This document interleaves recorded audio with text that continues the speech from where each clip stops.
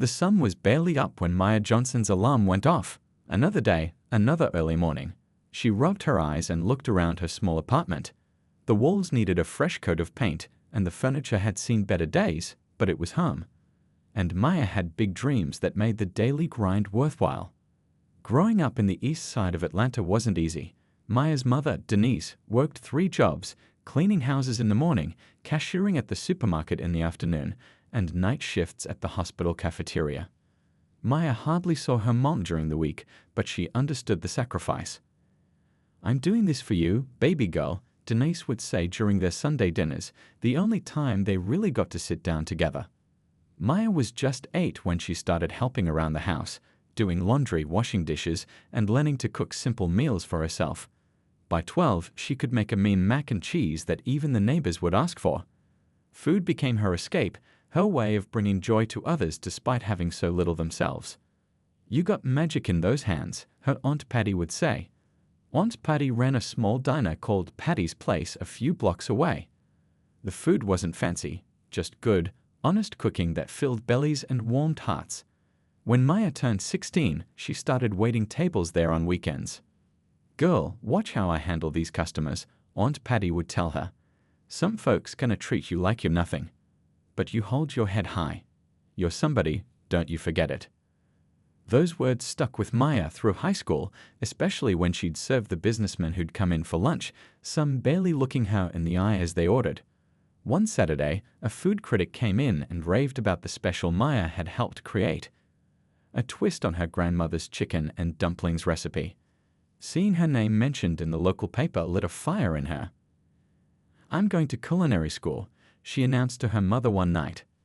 Denise looked up from her worn shoes she was taking off after a 12-hour shift. "Baby, we ain't got that kind of money." "I'll get scholarships. I'll work. I'll find a way," Maya insisted. And work she did.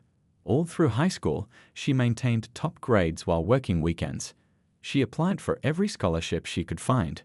When she graduated, she had pieced together enough to start classes at the local culinary institute, but it wasn't enough to cover everything. So Maya juggled 3 jobs herself, mornings at a bakery, afternoons at the school cafeteria, and weekend catering gigs. Some nights she'd collapse into bed at 2 a.m. only to wake up at 5 a.m. to start all over again. Her hands developed calluses from kitchen work, her feet ached from standing all day, but her determination never wavered. "You remind me of myself," her culinary instructor, Chef Wilson, told her one day. "But you've got more talent in your pinky than I had in my whole body at your age." Those words kept her going through the tough times, like when her car broke down and she had to take 3 buses to get to work, or when her mother got sick and Maya had to pick up extra shifts to help with the medical bills. 40 years of this grueling schedule finally paid off when Maya graduated with honors. The ceremony was small, but seeing her mother's face, beaming with pride as she clutched the program with Maya's name on it, made every exhausting moment worth it. "What now?" her classmates asked. Most were heading to jobs at established restaurants or continuing their education. Maya just smiled. She had been saving every penny not needed for tuition or helping her mom. Her bank account wasn't impressive by most standards, but it held the seed of her dream. "Now," she said, "I'm going to build something of my own. Something that would make my mama and Aunt Patty proud." Little did she know that her journey was just beginning, and the challenges ahead would test her in ways she never imagined. But Maya Johnson had never been one to back down from a challenge. Maya's first job after culinary school wasn't glamorous. She worked as a line cook at the Blue Plate, a busy downtown restaurant where the head chef yelled constantly and the owners cared more about quick turnover than quality food. But Maya watched and learned, soaking up everything she could about running a kitchen, managing food costs, and handling the busy weekend rush. "You're wasting your time here," her coworker Tom told her one evening as they scrubbed pots after closing. "Someone with your skills should be at one of those fancy places uptown." Maya just smiled. "I'm not wasting anything. I'm learning what not to do when I open my own place." After a year at the Blue Plate, she landed a position working under Chef Rosita at Harbor House, a well-respected restaurant known for its innovative menu. The pay wasn't much better, but the experience was priceless. Chef Rosita took Maya under her wing, teaching her not just recipes and techniques, but the business side of restaurants. "Listen to me, girl," Chef Rosita said one day while they prepped for dinner service. "Talent in the kitchen isn't enough. You need to understand the numbers. Know your food costs, your overhead, your profit margins. That's how you survive in this business." Maya worked at Harbor House for 3 years, eventually becoming sous chef. She lived in a tiny studio apartment, eating simple meals at home and putting away every extra dollar. Her friends from culinary school thought she was crazy, missing out on nights out and vacations, but Maya kept her eyes on her goal. Then one rainy Tuesday, while taking a different route to work, Maya passed an old brick building with a "for sale" sign in the window. It had been Giovanni's, an Italian place that had seen better days. Maya stopped in her tracks, raindrops running down her face as she peered through the dusty windows at the empty dining room. That night, she couldn't sleep. She pulled out her laptop and started researching. The neighborhood was changing, new apartments going up, young professionals moving in, but not many good places to eat nearby. The building needed work, but the bones were good, and the kitchen equipment was included in the sale. The next morning, Maya called the number on the sign. The asking price made her stomach drop, but she arranged to see the place anyway. "You're interested in buying?" The real estate agent looked skeptical as Maya walked through the space, taking notes and pictures on her phone.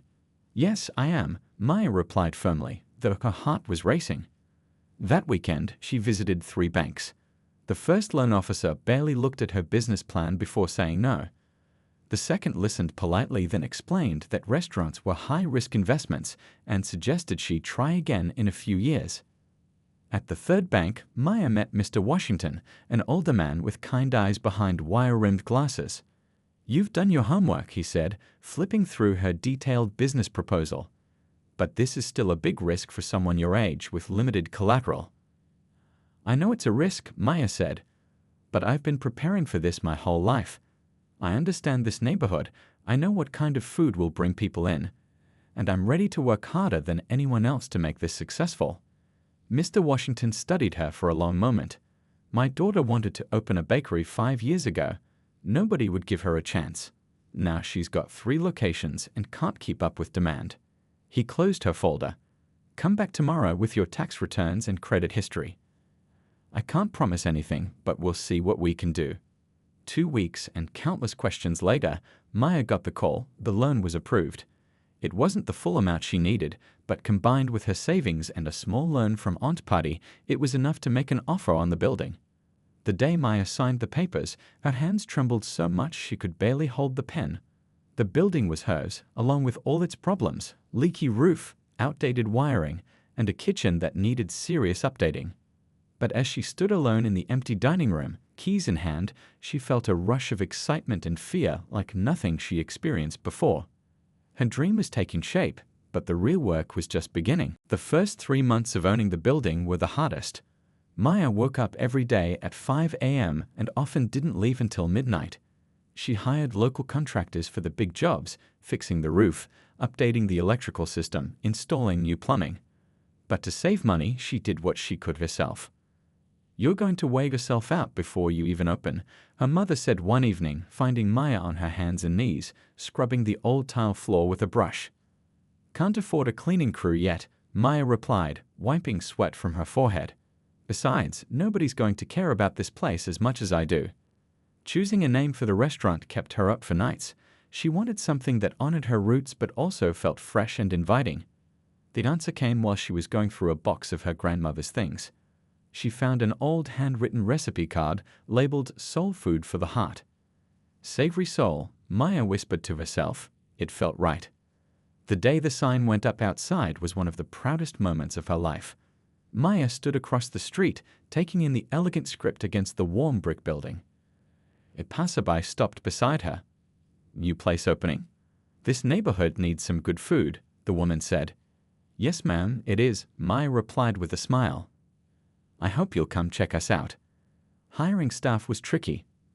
Maya wanted people who shared her vision, who would treat customers like family. She found a talented sous chef named David who had been overlooked at bigger restaurants because he didn't have formal training. Her head server, Tanisha, was a single mom returning to work after raising her kids.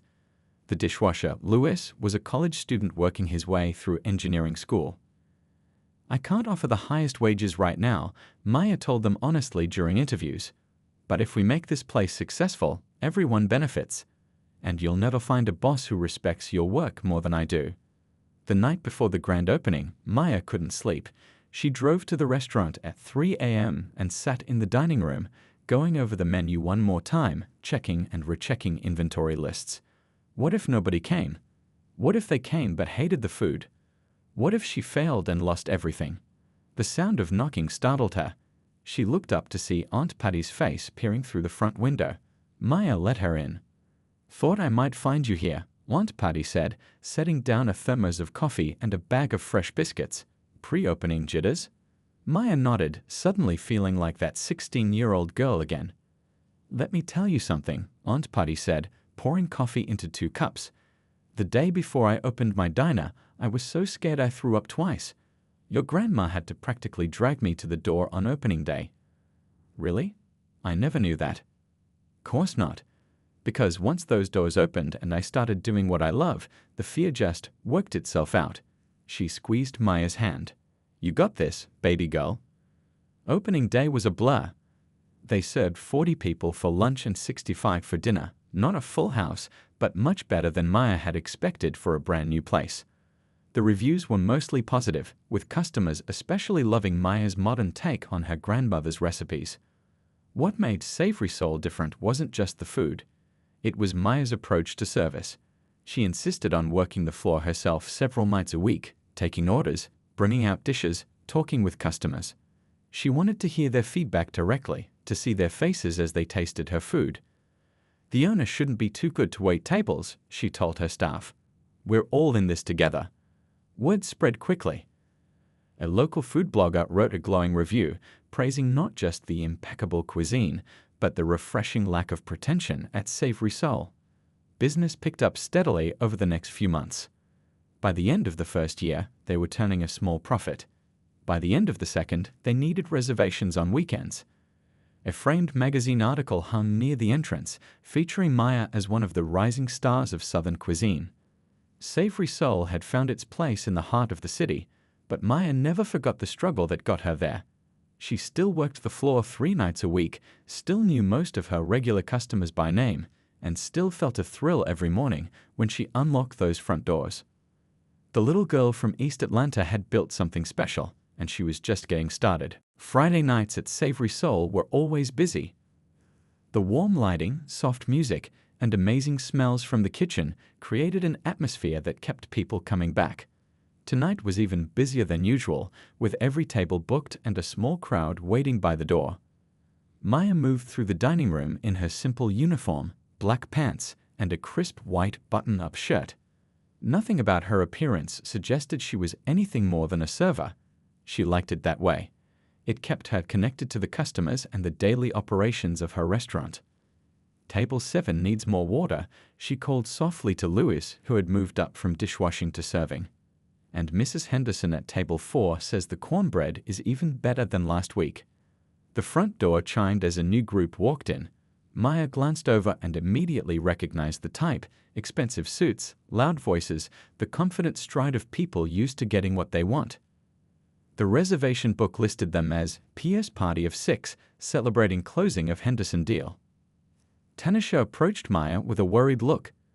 "The big table by the window just cancelled. Should I give it to the Pierce group?" "Perfect timing," Maya nodded. "I'll take care of them tonight." As the host led the group to their table, Maya noticed one man in particular. Tall, with a perfectly tailored gray suit and a watch that probably cost more than her first car. He was talking loudly on his phone, not even acknowledging the host showing them to their seats. "I don't care what it costs, just make it happen," he barked into the phone before finally putting it away.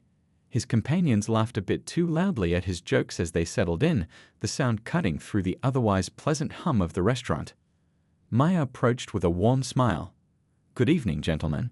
Welcome to Savory Soul. My name is Maya, and I'll be taking care of you tonight." 5 of the men gave brief nods or mumbled hellos. The man in the gray suit, Jonathan Pierce according to the reservation, barely looked up from the menu. "We'll need a good wine list. Something better than what I see on this menu, he said, without making eye contact. We have several special bottles not listed on the menu, Maya replied evenly. I'd be happy to make some recommendations based on what you might be ordering for dinner. P.S. finally looked at her, his eyes scanning her quickly before returning to the menu. Just bring us 2 bottles of your most expensive red. We're celebrating, and I'm not drinking anything cheap tonight. As Maya walked away, she overheard him say to his companions, Place looks nice, but probably can't handle real clientele. Should have gone downtown. Maya's cheeks burned, but she kept her professional smile in place. This wasn't the first time she dealt with difficult customers. She brought the wine. 2 bottles of a local vineyard's special reserve that cost $200 each, and began pouring. I recommend the short ribs or the blackened catfish as main courses, she suggested as she finished serving the wine. Both are house specialties. P.S. took a sip of the wine and made a face. This is what you call your best? Tastes local. He didn't say it like a compliment. It is local. The vineyard is just outside the city, Maya explained. They've won several. We'll need appetizers, P.S. cut her off. Bring whatever's popular. And I'll have the steak, medium rare. He handed her the menu without looking up, already turning to continue his conversation. Throughout the evening, P.S.'s behavior grew more dismissive. He snapped his fingers to get Maya's attention when he wanted a refill. He referred to her as "Hey you" rather than her name.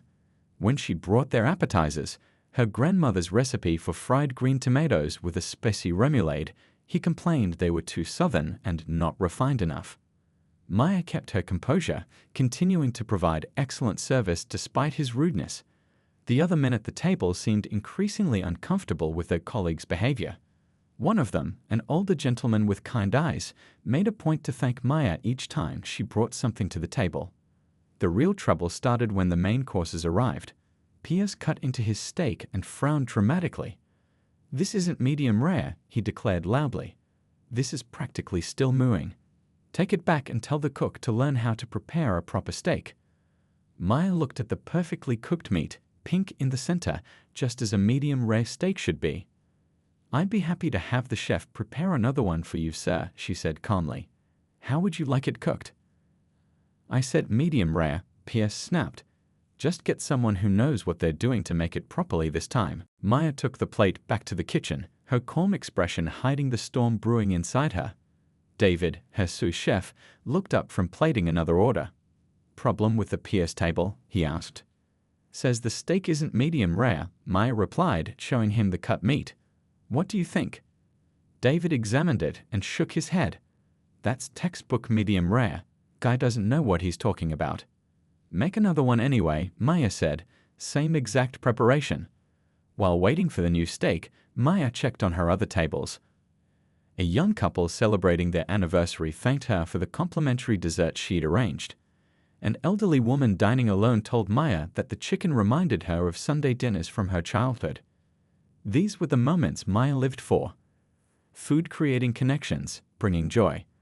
When the second steak was ready, Maya brought it to P.S.'s table. The rest of his party was halfway through their meals, clearly enjoying the food despite their companions' complaints. Here's your steak, sir, Maya said, placing the plate in front of him. I hope this is more to your liking. P.S. cut into it immediately, his expression already set to disapprove. He looked at the pink center and frowned. This is exactly the same as before. Are you people just bringing me the same plate back? No, sir. This is a fresh steak, prepared the same way as before, medium rare as you requested. This is not medium rare, he insisted, his voice getting louder. I eat at the finest restaurants in New York and LA. I know what medium rare looks like. The table had gone quiet. One of P.S.'s colleagues cleared his throat uncomfortably. Maybe try it first, John, he suggested. It looks good to me. P.S. ignored him. I guess people like you just don't understand what real quality means, he said, looking directly at Maya. Not everyone can appreciate fine dining. The implication hung in the air like a bad smell. One of the other men at the table winced visibly. What exactly do you mean by people like me? Maya asked, her voice still professional, but with an edge that hadn't been there before. P.S. waved his hand dismissively. You know, servers, People who haven't been exposed to the finer things. But his tone suggested he meant much more than that. I see, Maya said quietly. Look, Pierce continued, warming to his subject now, I'm sure this place is fine for the regular crowd. But when executives like us come in, you should step up your game. He gestured to his plate. Maybe you should tell the owner to hire staff who know what they're doing. Maya felt a flash of anger, quickly followed by a strange calm. She had worked too hard to let someone like this shake her. Would you prefer something else from the menu instead, sir? She asked. No, I'll suffer through this. Just bring me another glass of that mediocre wine, Pierce replied, cutting into the steak and taking a bite despite his complaints. And make sure it comes faster than last time. Some of us have important places to be tonight. Throughout the remainder of the meal, Pierce continued making comments just loud enough for nearby tables to hear. He critiqued everything from the seasoning of the vegetables to the spacing of the tables. When Maya brought the dessert menu, he laughed. Sweet potato pie, really? How quaint. I suppose next you'll offer us Kool-Aid to wash it down. The older gentleman at the table looked mortified. Jonathan, that's enough, he said firmly. What? I'm just saying this place is exactly what you'd expect in this neighborhood. Trying to be upscale but can't quite pull it off. Pierce turned to Maya. No offense, sweetheart. Maya's expression remained neutral, but her eyes flashed briefly. None taken, sir. Can I bring you anything else? Just the check. And make it snappy, we have a real celebration to get to downtown. As Maya walked away, she overheard Pierce say, next time I choose the restaurant, somewhere with staff who understand customer service. The older gentleman shook his head. You're being ridiculous, John. The food is excellent and the service has been impeccable, especially considering how you've behaved. Whatever, Bill, you're too easily impressed. Maya entered the kitchen and took a deep breath. Tanisha gave her a questioning look. You okay? That guy is a real piece of work. I'm fine, Maya replied, straightening her shoulders. Just another day in the restaurant business. But as she prepared their check, Maya made a decision. Some customers needed to learn a lesson in respect, and she knew exactly how to deliver it. Maya printed the check and placed it in a letter folder. Before heading back to Pierce's table, she paused at her small office behind the kitchen. She opened her desk drawer and pulled out a business card, simple, elegant, with Maya Johnson, owner and executive chef, Savory Soul printed in gold lettering. She slipped it into the folder with the check. Taking a deep breath, she returned to the dining room. Pierce was checking his watch impatiently while his colleagues were finishing their drinks. The atmosphere at the table remained tense after his earlier comments. Here's your check whenever you're ready, sir, Maya said, placing the folder in front of Pierce. I hope you enjoyed your evening with us. Pierce barely looked up as he grabbed the folder and pulled out his credit card, slipping it inside without even checking the total. Just run it quickly, he said, handing it back to her. Maya took the folder. Of course. I'll be right back. While processing the payment, she noticed that despite all his complaints, Pierce had added a standard 15% tip, not generous but not insulting either. She brought back the receipt for him to sign. As Pierce scribbled his signature, the older gentleman, Bill, turned to Maya. Everything was delicious. Please give our compliments to the chef. Maya smiled genuinely at him. Thank you, sir. I'll be sure to pass that along. Pierce closed the folder and stood up, ready to leave. As the group began gathering their things, Maya spoke up. Before you go, Mr. Pierce, there's something I'd like to address. Pierce sighed dramatically. Look, I don't have time for. I believe you mentioned wanting to speak to the owner about the quality of staff here, Maya continued calmly. I wanted to let you know that won't be necessary. And why is that? Pierce asked, his tone dismissive. Because I am not only your server tonight, but I am also the executive chef and owner of Savory Soul. The table went completely silent. Pierce's expression froze somewhere between disbelief and shock. I personally designed the menu, selected the wine list, and yes, I cooked your steak myself, Maya continued, her voice steady. Medium rare, as you can see from the warm pink center, exactly as culinary standards define it. Pierce's face had turned an interesting shade of red. He opened his mouth, then closed it again. Bill, the older gentleman, suddenly burst into laughter. "Oh my God, John, you really stepped in it this time." He turned to Maya and extended his hand. Maya Johnson, of course. "I thought you looked familiar. I read that piece about you in Atlanta magazine last month. Incredible story." Maya shook his hand, smiling. "Thank you, sir." Another man at the table pulled out his phone and quickly searched something. "She's right, John. Look, she was featured in Rising Stars of Southern Cuisine. Has a James Beard nomination too." Pierce stood perfectly still, clearly processing this new information. The power dynamic had shifted completely in a matter of seconds. There must be some mistake," he stammered. "You were serving tables." "Yes," Maya nodded. "I serve tables 3 nights a week. It keeps me connected to my customers and reminds me why I got into this business in the first place. I believe good food is about more than just what's on the plate. It's about the entire experience." The rest of Pierce's party was now looking anywhere but at him, studying their shoes, checking watches, suddenly very interested in the ceiling. Bill turned to Maya again. "Ms. Johnson, please accept our apologies for our colleague's behavior. The meal was exceptional, truly. Your restaurant deserves all the success it's achieved." "Thank you," Maya replied. "At Savory Soul, we believe everyone deserves to be treated with respect, from the dishwasher to the customer to the owner. That's the foundation this place was built on." Pierce finally found his voice. "I didn't realize, if I had known who you were." Maya cut him off gently but firmly. "That's exactly the point, Mr. Pierce. You shouldn't need to know who someone is to treat them with basic dignity." A hush had fallen over the nearby tables as other diners realized what was happening. A few were hiding smiles behind their napkins. "I hope you'll visit us again," Maya continued, her professional demeanor never slipping. "We're always working to improve both our food and our service. Feedback is welcome when it's offered with respect." Pierce swallowed hard, his earlier arrogance completely deflated. His colleagues were already moving toward the door, clearly eager to escape the awkward situation. "Good night, gentlemen," Maya said with a final nod. "Thank you for dining with us at Savory Soul." As they filed out, Maya stood tall, the quiet pride of ownership visible in her stance. She had worked too hard and come too far to let anyone make her feel small in her own restaurant. Word spread fast in Atlanta's restaurant world. By the next morning, the story of how Jonathan Pierce had unknowingly insulted the owner of Savory Soul was making the rounds. One of Maya's regular customers had witnessed the whole thing and shared it on social media. The post quickly gained thousands of likes and shares. Maya hadn't meant for the incident to go public.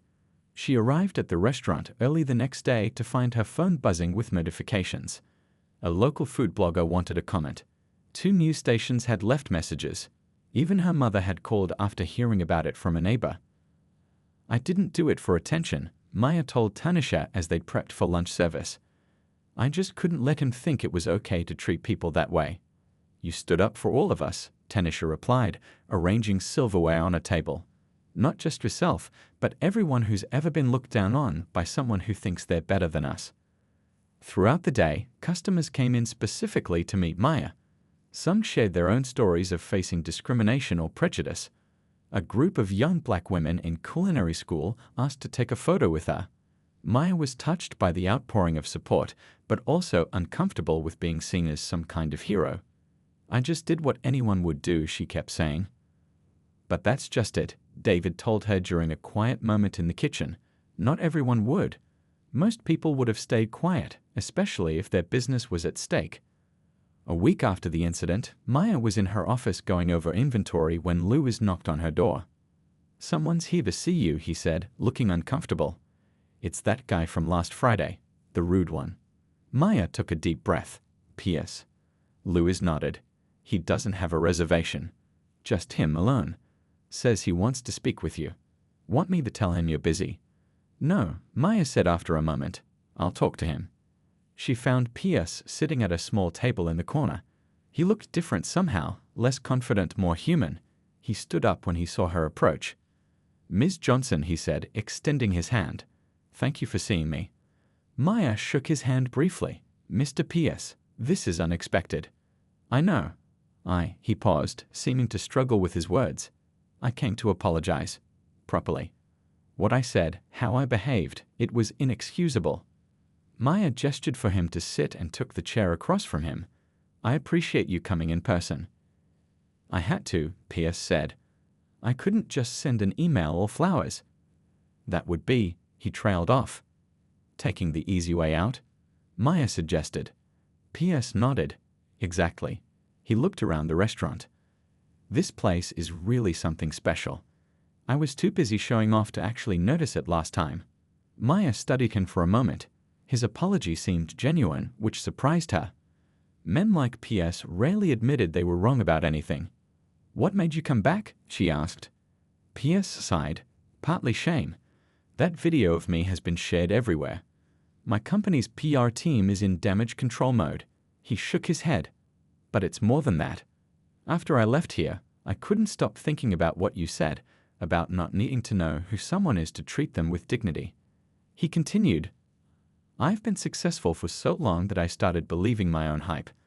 I forgot that true success isn't just about money or power. It's about how you treat people along the way. Maya didn't immediately respond.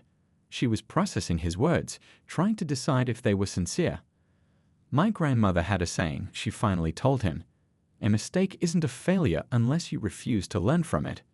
P.S. smiled slightly. Wise woman. She was, Maya agreed. She's also the one who taught me to cook. Most of the recipes here are based on hers. An idea began to form in Maya's mind. Do you have time for a tour of the kitchen? P.S. looked surprised. I'd like that, yes. Maya led him through the swinging doors, introducing him to her staff. She showed him where her grandmother's original recipes were framed on the wall. She explained how she'd scraped together every penny to open the place, the challenges she'd faced as a young black woman trying to secure loans and be taken seriously in the industry. As they talked, something unexpected happened. P.S. began asking thoughtful questions about the restaurant business. He shared some of his own struggles starting out in finance. The conversation shifted from an awkward apology to a genuine exchange of ideas. You know, P.S. said as they returned to the dining room, I've been looking to diversify my investment portfolio. There's a program I help fund for young entrepreneurs from underrepresented communities. They could learn a lot from someone like you. Maya raised an eyebrow. Are you offering me charity, Mr. P.S.? Not at all, he replied quickly. I'm suggesting a mutually beneficial partnership. Your expertise, my resources, no strings attached. Maya considered this. I've been thinking about starting a culinary training program for kids from my old neighborhood, teaching them not just cooking skills, but business basics too. P.S. nodded, genuinely interested. That sounds like something worth pursuing. Second chances, Maya said. That's what I'd call it. Sometimes life's most important lessons came from unexpected places. As Maya and P.S. continued talking, sketching out ideas on a napkin, she realized that this confrontation had transformed into something neither of them could have predicted. The beginning of an unlikely alliance that might just change both their worlds for the better.